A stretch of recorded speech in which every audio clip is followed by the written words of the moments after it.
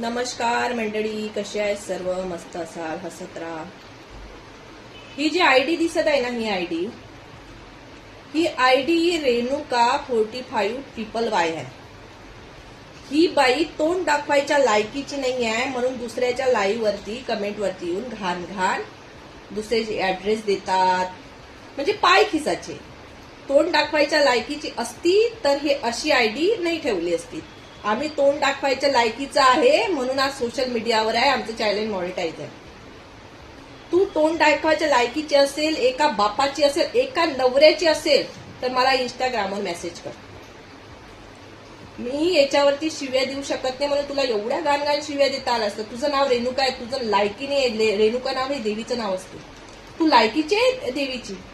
तू जर एका दुसऱ्या बाईला बोलून राहिली, तू लायकीची आहे देवी म्हणण्याची. रेडी आहे तू, रेडी. कुत्रे भुकतात ना, त्यातला एक भाग आहे तू. आता मी याच्यावर शिव्या नाही देऊ शकत, कारण मी तुझ्या बरोबरीची लायकीची नाही बनू शकत.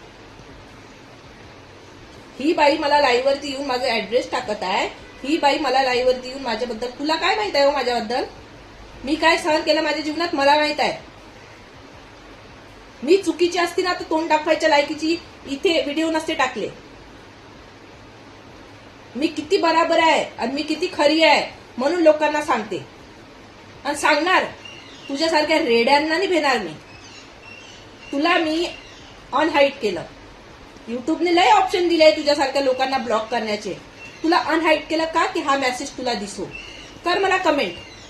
तुझ्या मागून दम आहे तर कर मला कमेंट कर.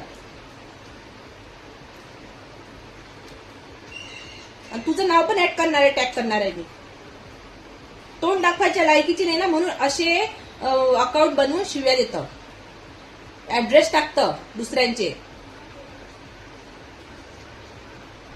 तुझ्यासारखी ना माझे सबस्क्रायबर नाही आहे. तुझ्यापेक्षा खूप चांगल्या लेवलचे सबस्क्राईब, त्यांना माहित आहे मी काय आहे.